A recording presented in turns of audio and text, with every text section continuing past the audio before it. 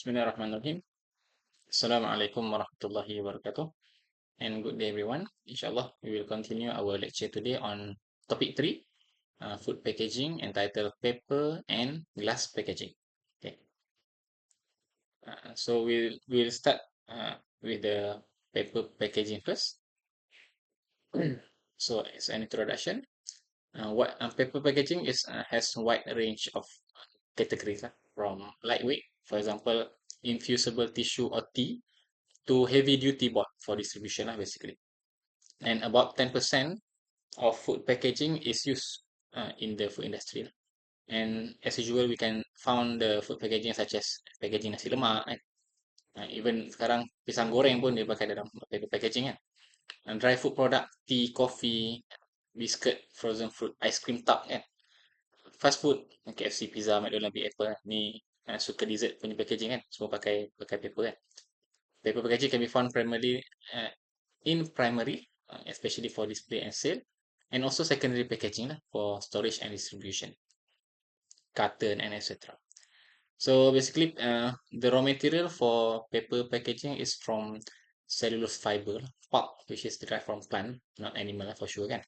The strength of paper packaging depending on two type of fiber. Firstly, type of fiber inside the plant. Secondly, how the fiber has been processed, chemical, mechanical, etc. And thickness, how thick the paper will represent the strength and value of weight per unit area keluasan dia. This pulp is renewable resources and can be recycled for sure. This will lead to the reducing the pollution. Pulp can be obtained from wood, bamboo, grasses, and also various leaf. So we move on to the pulping process. It is an operation to separate the fiber in pulp, which is from the raw material from wood. We want to extract the pulp from the wood. Before proceed to the process of paper making, fiber is categorized into two types. First, primary fiber, which is derived from directly from wood, and secondary fiber recovered from the waste paper and board Hasil-hasil lupusan kertas kertas itu dia akan undergo secondary. We consider it secondary fiber Recycling process will reduce the fiber strength, and interfiber bonding thus reduce the strength of the paper properties. That's why paper yang di kita semula ni dia kurang kurang kuat kalau kita compare apple to apple dari segi size dan ketebalan compared to primary fiber. There are two types of operation to separate fiber, mechanical pulp and also chemical pulp. What is mechanical pulp? It is the cheapest process. Nama pun mechanical kan, for sure no chemical use The pulp contain fiber, broken fiber, and other wood constituent that cause high yield. However, it has low mechanical resistance, low mechanical strength. Most pulp is used in manufacture of magazine, newspaper, and because of quick ink absorbing properties due to the broken fiber inside And it is also used as a board for carton and issue. Kalau dari segi prosesnya, kita akan guna dengan wood chip and masuk refiner untuk hancurkan dia and then cleaning. And then this is a gambar untuk pulp beginilah rupa pulp yang putih yang tak jadi kertas lagi ni. And then for the chemical one, it is mostly used create higher strength of paper sheet than mechanical pulp, but the yield is about 40 to 50% only where mechanical pulp then 95% two main type, first sulfate pulping, which is also called as kraft pulping, and secondly sulfite pulping. Basically the chemical use is different so this is the process from pulping to paper making And the chemical pulp process from the chip, they cook it is cooked and then become like this pulp after cooking, and then after the wash become like this, color dia belum putih lagi, and then akan go for bleaching to reduce the color into white. So what happened in the chemical process basically dalam struktur awal dia tu, dia lignin and fiber tu dia uh, well bonded lah kita katakan, and then bila berlaku chemical dia akan pisahkan structure antara lignin dan juga fiber ni Okay. Then kalau kita tengok dari segi color pun, dia akan ada go bleaching kan. The dark color of pulp is mainly due to residual of lignin. This is removed gradually during the bleaching process Daripada coklat sampai ke putih itulah kan. Then what is the differences between kraft pulping and sulfite pulping? Basically bezanya chemical. Kraft means strong or strength in German and Swedish language. Process uses white liquor, sodium hydroxide, NaOH, and sodium sulfide in the cooking process, during the cooking or extraction process tu lah kan. Protected the length of cellulose fiber during pulping, generate high strength of sheet, produce dark brown paper suitable for use as boxes and paper bag. And then sulfide, and the process use sodium sulfate solution and also sulfurous acid, and generate moderate strength of sheet, produce white paper suitable for use as writing paper lah. So basically yang kita guna, yang biasa menulis tu, kita guna sulfide pulping lah. So this is the paper making process. Lepas kita dah ada pulp tadi, kita nak buat paper kan. So dia start dengan beating or refining, where the pulp is dispersed in water to increase the surface area of paper fiber for water absorption. Mungkin you all pernah buat kan. Kita cairkan uh, surat khabar masa kita kat sekolah dulu. Masukkan air, hancur-hancurkan dia, kita akan letak atas satu sheet kan untuk keringkan dia. Then the fiber sheet forming, the fiber in water suspension is formed as layer. Then after forming, the sheet has moisture content about 75%. Processing process is done to reduce the moisture content of 60%. Then the drying process is done to get the final moisture content less than 10%. So untuk jadi satu kertas, the moisture content is less than 1%. So then undergo coating, cover the surface with thin layer of substances such as plastic and also waxes. That's what the shining dan sebagainya tu kan. So there are three type of paper packing. Yang pertama paper lah. Paper basically ada dua kategori, ada fine paper made up of bleached pulp used for drawing paper, ledger, etc. Ada kertas kasar, coarse paper, generally made of unbleached craft softwood pulp used for packaging. For sure color dia pun bukan putih lah kan. Next paperboard. Apa maksud paperboard? Paperboard ni bila the grammage of the paper is exceeding 224 kan. Biasa kita guna berapa GSM kertas kita kan. So dia kena lebih tebal lah, ketebalan itu. Normally in the form of single or multiply board, ada banyak jenis layer dalam paperboard ni. Multiply board is produced by consolidation of one or more plies into single sheet of paperboard, inexpensive and produced from low grade waste material such as old newspaper. Biasa kita guna dalam folding carton lah, ataupun paper carton. Kita guna paperboard. Corrugated fiberboard CFB normally used as secondary packaging lah for distribution. This is example of CFB lah. Then kita move on sedikit on the paper tadi. Paper ni biasa kita guna dalam tea or coffee bag juga. Made from very lightweight porous tissue, contain heat sealable fiber such as PP, polypropylene, should design with large surface area for infusion lah. So that's why kita guna untuk kopi dan teh kan. Kita nak extract dia sahaja masuk dalam air kan. The shape maybe variety lah, variable lah kan. Banyak jenis shape. Next on paper lagi ada paper bag kan, traditional type of packaging for dry product, sekarang cake macam-macam dah pakai kan. Look more attractive and luxury, more expensive than plastic packaging, walaupun kita kata sumber kayu ni murah kan, tapi bila jadi macam ni jadi mahal lah kan. Next, wrapping paper seperti kita maklum lah, simple method of packaging in which product are enveloped in sheet of material. Final form of wrapping will follow shape of product ataupun shape yang kita nak lah. Kalau burger nak bulat, follow bulat. Nasi lemak nak petak ke apa kan. Jadi shape itulah kan. Next, CFB, corrugated fiberboard ada, kalau kita tengok ada tiga lapisan utama, tiga bahagian yang utama.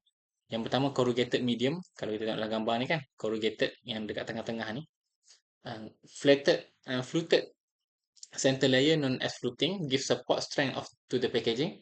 And secondly, linear board yang atas bawah tu, outside and flat layer mostly soft wood fiber, provide bursting resistance. And last kali adhesive lah, cheap and extremely good paper, problem when it contact water. Adhesive yang kat tengah-tengah, yang kalau you all buka kotak layer ni, you akan nampak lah ketiga-tiga section itu. So ada banyak jenis CFB ni. Ada board style, ada flute style. Secara umumnya board style ada single face, single wall, double wall, triple wall kan. Flute sama juga, ada F flute, E flute, C flute, B flute, A flute lah, macam to depend on innovation lah dalam membangunkan CFB ni kan. So ini kaedahnya, linear akan bergabung dengan flute kan, single facer, double backer, corrugated board kan. Okay. What is the advantage of paper packaging? Low cost, versatility, strength and physical properties lah. Ease of disposal sebab dia biodegrade kan.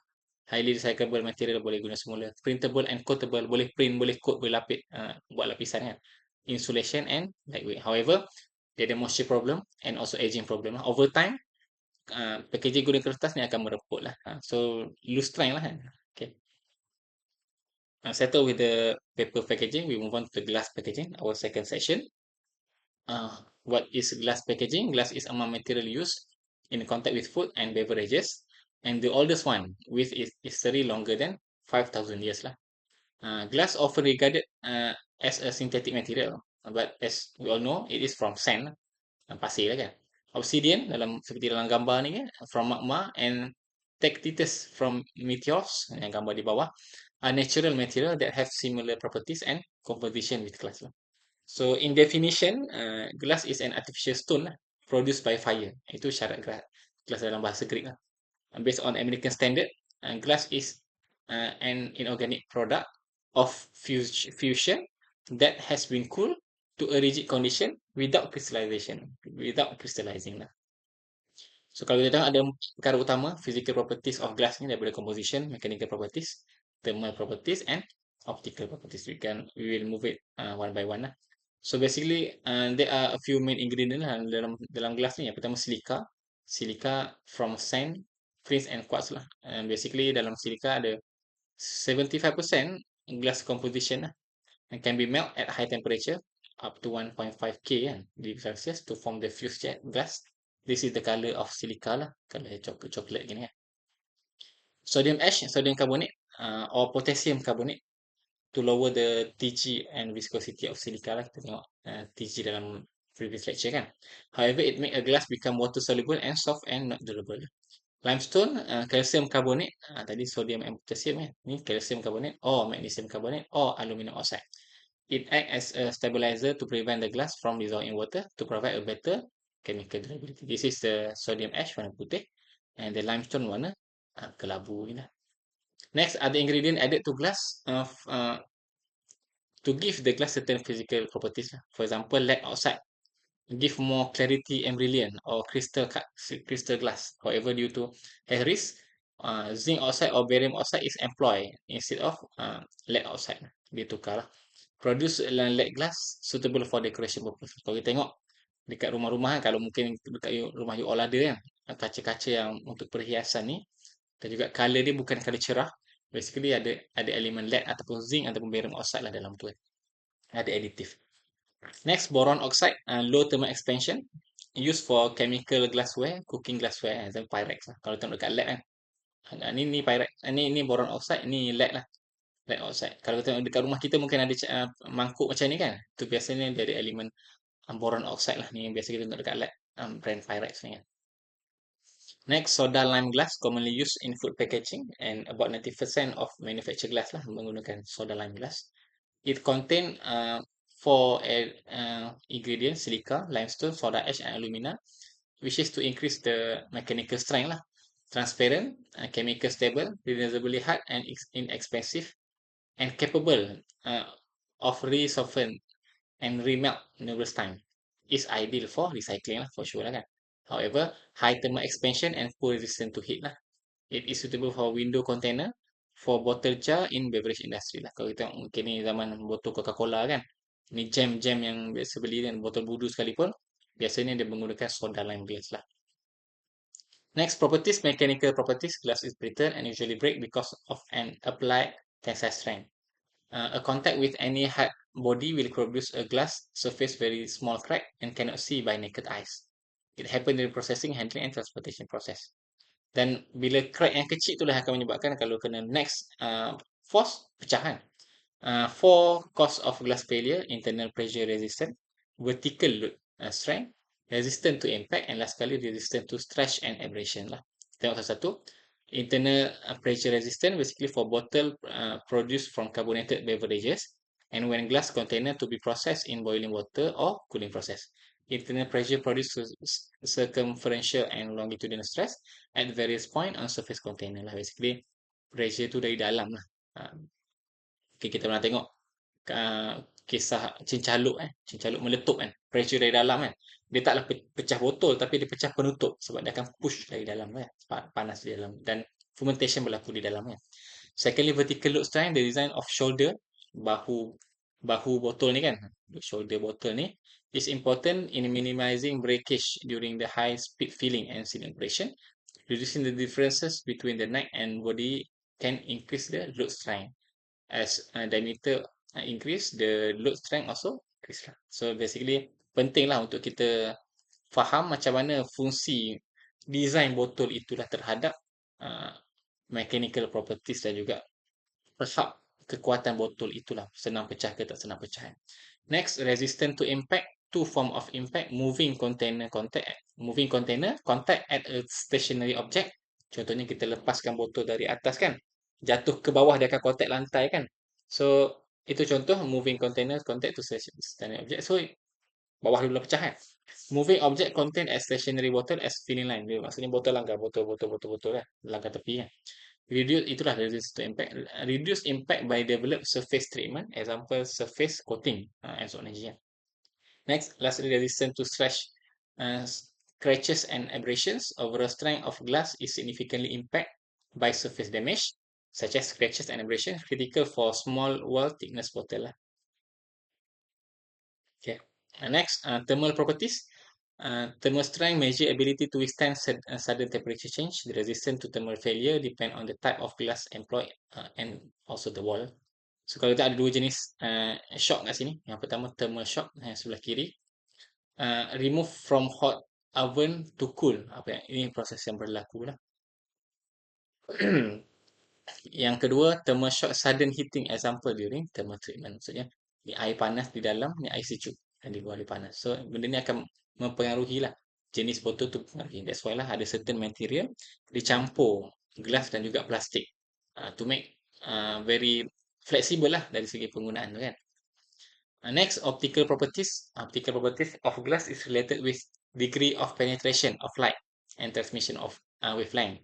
In silica glass, transmission is limited by the absorption of silica at 150 nanometer in UV region and 6000 nanometer in infrared region. Glass tend to darker when bombarded by high energy radiation. A metal oxide is included in composition of glass to protect the discoloration. So, ini antara bahan yang boleh ditambah yang mempengaruhi warna ataupun optical properties lah. Pakai titanium oxide boleh jadi colorless, pakai dan inilah color-color botol kan, dan dia mempengaruhi jenis-jenis produk lah. Kalau produk tu ada antioksidan, dia tak boleh direct dengan color, so kita kena guna amber. Macam nak guna amber, inilah material kan. Next, glass manufacturing. Raw material will weigh, mix and burn in furnace at 1500 degrees Celsius. In furnace, the raw material are converted into molten glass. Ni contoh kita tengok, biasa tengok kat TikTok kan. When molten glass are free of gas, seed free, it is ready to forming process lah. Ni forming process lah. Okay, ingredient silica, function dia network former. Soda ash, melting. Limestone, stabilizer. Metal oxide, coloring. And recycled glass, energy saving, prevent problem. Kaca-kaca yang pecah tu dikumpulkan, dipanaskan balik lah untuk diguna semula. So there are two type of glass forming process, B2B, B and B, blow to blow normally for production of bottle. Kalau kita tengok, dia akan masuk kan, blank mold closes funnel down, gop loading into blank mold. Maksudnya dia ambil dalam satu mold dia, mold kosong sahaja. Baffle down on funnel and start to settle, blow, neck form. Dia akan buat this color, orange color, yellow color ni akan masuk rapat lah. And then funnel off, buffer down, counter blow, producing Parison. Dia akan start blow, menghasilkan ni Parison lah. So Parison ni lah sama macam botol. Parison ni so-called starter lah untuk dia blow ikut size yang diperlukan. Size dan shape yang diperlukan. Baffle up, blank mold open and Parison invert to blow side, blow mold closes. Neck ring and open and convert to blank side. Parison cap in blow mold and reheating. Blow head down and final blow container is formed in a cooling. Blow mold open, take out and produce container, place into the deep head. Jadi dia buat dulu Parison, lepas tu baru blow properly lah. Tapi dalam satu tempoh yang tak boleh lama-lama kan, sebab nanti kalau dia sejuk, dah mengeras lah botol itu kan. Ini pun sama jugalah kaedahnya kan. Second method, glass forming process, press and blow. Normally in jar production lah. Tadi botol kaca lah, botol biasa yang kita tengok Ini jar. Sama kaedah hampir sama tapi ada sedikit perbezaannya lah. Dia akan buat sama juga, dia akan dapat shape Parison macam ni, tapi dia akan blow ikut shape yang inilah. Press and blow. Ini ialah blow and blow, dua kali blow. Ini dia press dulu, baru dia blow. Tadi ni blow kan, blow and blow. Yang ni press and blow lah. Okay, press blank side and blow side. What is the advantages of glass? Chemical inertness, high chemical resistance. That's why lah banyak botol-botol chemical. Kalau yang high purity lah kita katakan, dia menggunakan chemical glass bottle lah kan, glass jar. Transparency, consumer can see the product easily. Kita boleh nampak makanan kita kat dalam tu. Strong strength, good barrier for environmental impact, accept light. So there are no interaction from environmental to affect the flavor, food or beverage. Itulah contoh yang minyak lah, minyak sayuran. Dia tak boleh, sebab dia ada antioksidan, dia tak boleh kena cahaya. So kita akan guna glass bottle yang uh, amber lah biasanya. Can be manufactured in white shape and design, can be reused and recycled. Ability of raw material is cheap lah in situ. Dan for sure lah, kaca bila pecah orang akan kumpul kan. Dia akan hasilkan, akan kumpul, dia akan buat semula kaca itulah, botol itu kan. However, the disadvantages are heavy weight, berat, breakable easily, exposure to light can affect the food lah for sure lah kan. Sebab kita pun letak sensitive food kan. Okay, that is the advantages. Dan juga bila glass ni kita susah sikit nak monitor lah sebab kita tak boleh. Jarang kita tengok kan kalau botol kaca, penutup pun kaca. Sangat jarang lah. So basically dia kena depend on another material untuk support dia. So kita ambil contoh jam ataupun makanan dalam kaca lah, botol kaca. Kalau rosak kaca tu tak ada masalah lah tapi pasangan dia tu, penutup tu rosaklah makanan kita kan. Okay. Kaca tu dah kuat dah tapi yang penutup dia tak kuat. So dia tak membantulah dalam dalam to preserve the food kan. Okay, you can read more on how paper is made. Ada video dia. You all pun mungkin pernah buat kan masa sekolah tu kan. And then how the glass bottle manufacturing lah, boleh tengok video ni lah. Okay, last but not least, we have a pop quiz for this topic. You can scan the QR and then answer the question. Basically, the question is based on this lecture lah. So you can also copy the Google Form link. Yeah, you have to submit the assignment to click the submit in the Google Form before 1 p.m. 27 October 2024 where the lecture of the subject lah. So if you are using MacBook or iPhone, you scan, you tak dapat buka, you boleh copy link tu yang you paste dekat Google Chrome and then you can start to answer and submit the question lah. Thank you very much for your attention. That's all for us for our lecture for today. See you next week insyaAllah. See you next time. Assalamualaikum warahmatullahi wabarakatuh and good day everyone.